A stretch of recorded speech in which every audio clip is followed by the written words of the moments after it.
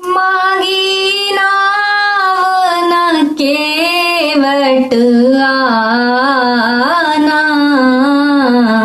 कहीं तुम्हार मरम मैं जाना।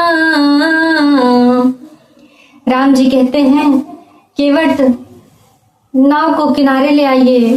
केवट कहते हैं नहीं प्रभु, मैं नाव को आपके समीप नहीं ले आऊंगा। राम जी कहते हैं क्यों नहीं ले आओगे? कहीं तुम्हार मर्म मैं जाना। प्रभु मैं आपके मर्म को जानता हूँ, इसलिए नाव को आपके समीप नहीं ले आऊंगा। राम जी कहते हैं क्या मर्म जानते हो? केवट कहते हैं प्रभु मैंने सुना है छुअत सिला भई सुंदर नारी। मैंने सुना है आपके चरणों में जादू है, उसके छूने से ही पत्थर नारी बन जाती है, इसलिए मैं अपनी नाव को आपके समीप नहीं ले आऊंगा।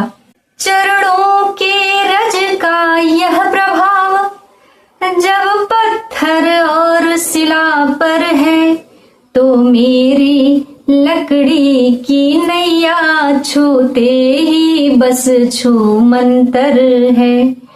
प्रभु आपके चरण के रज से यदि पत्थर भी नारी बन जाती है तो मेरी तो यही एक काठ की नैया है, ये भी जब नारी बन जाएगी तो मेरा क्या होगा? इसी से मेरी रोजी रोटी चलती है। प्रभु मुस्कुराने लगते हैं केवट की बात को सुनकर। कहते हैं केवट यह संशय किस प्रकार जाएगा? केवट जी कहते हैं प्रभु मैं बताता हूँ। अपना मेरा दोनों का ही यूं काम बना लो हे भगवन, चरणों की रज में संशय है वह रज धुलवा लो हे भगवन। सेवक की रोजी बनी रहे, बाधा नाप के काम में हो कृपा राम की केवट पर, केवट का प्रेम राम पर हो। केवट जी कहते हैं प्रभु अपने चरण को धुलवा लीजिए, जिससे हमारा संशय दूर हो जाएगा। प्रभु मुस्कुरा कर कहते हैं कि जिस प्रकार तुम्हारा संशय जाए तुम वही करो। प्रभु श्री रामचंद्र जी के मुख से ये बात निकलते ही मानो केवट के जन्म जन्म के पुण्य आज उदय हो जाते हैं। राम से स्वीकृति मिल जाती है। केवट कठौते में पानी ले आते हैं, प्रभु के चरण को रगड़ रगड़ कर मल मल कर जी भर कर धोने लगते हैं। राघव थे खड़े कठौती में, वह एक एक पग धोता है, इसका कुछ ध्यान नहीं उसको अति काल कार्य में होता है। केवट चरण धोते धोते मानो यह भूल गया समय कितना विलंब हो रहा है। राम जी कहते हैं केवट तनिक शीघ्रता करो। केवट जी कहते हैं अधिकार इस समय मेरा है, मैं इसे न खोऊंगा भगवन। पद पखारी मुख पान करी आप सहित परिवार, पितर पार करी प्रभु ही पुनि मुदित भयो यही पार। केवट प्रभु श्री रामचंद्र जी के चरण को धोते हैं, खुद भी पीते हैं और अपने परिवार को भी पिलाते हैं, अपने पितरों के ऊपर भी छिड़कते हैं, खुद भी तर जाते हैं, पितरों को भी तार देते हैं। इस प्रकार प्रभु श्री रामचंद्र जी को गंगा के बीच धार में ले जाते हैं। गंगा भी आज पुलकित होती हैं। ऊपर से चंद्रमा, आकाश, तारे, नवमंडल सब प्रफुल्लित हो रहे हैं। देवता भी फूल बरसा रहे हैं। इस पर कवि कहता है केवट रे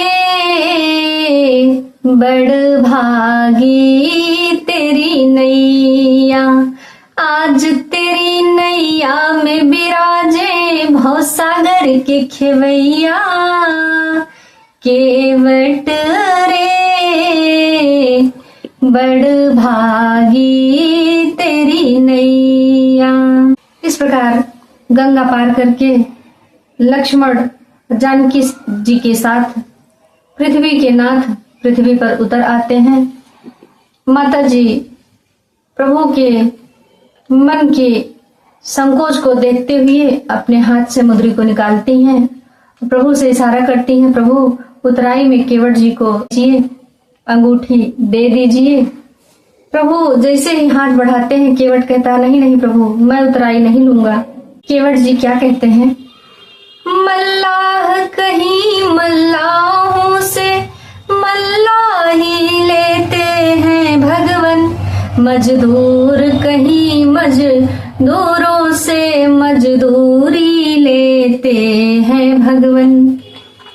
कहते हैं प्रभु मैं आपसे मजदूरी नहीं लूंगा। राम जी कहते हैं केवट अगर तुम उतराई नहीं लोगे तो यह मुझ पर ऋण रहेगा। केवट जी कहते हैं प्रभु अपने को ऋणी समझते हो तो ऋण तुम वहीं चुका देना, मैंने है तुमको पार किया तुम हमको पार लगा देना। केवट की इस बात को सुनकर रामचंद्र जी लक्ष्मण की तरफ देखते हैं और मुस्कुराने लगते हैं। कहते हैं लक्ष्मण देखो केवट की चतुराई किस गहराई में जाता है, पहले यह लोक संभाल लिया अब वह भी लोक बनाता है। राम जी की इस बात को सुनकर लक्ष्मण जी भी केवट के इस दृश्य से मन ही मन प्रफुल्लित हो जाते हैं और केवट के लिए क्या कहते हैं लक्ष्मण भैया, कहते हैं अतएव यही कह देते हैं बस धन्य धन्य यह केवट है, यह नाव धन्य पतवार धन्य अत्यंत धन्य गंगा तट है। हृदय लगाकर राम ने नाना भांति सराहा, भक्ति दान देकर किया चतुर्विदा मल्लाह।